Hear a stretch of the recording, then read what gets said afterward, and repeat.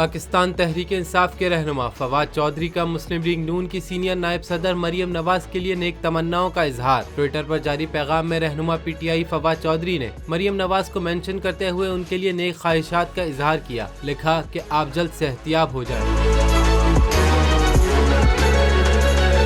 یاد رہے کہ گزشتہ روز پاکستان مسلم لیگ نون کی سینئر نائب صدر مریم نواز کا جنیوا میں آپریشن ہوا تھا۔ وفاقی وزیر اطلاعات مریم اورنگزیب نے آپریشن سے متعلق لکھا تھا کہ مریم نواز جنیوا میں گلے کے آپریشن کے بعد خیریت سے ہیں۔ ان کا آپریشن 3 گھنٹے جاری رہا۔ مریم نواز نے دعا اور نیک تمناؤں کے پیغام بھیجنے والے عوام اور کارکنان کا شکریہ ادا کیا۔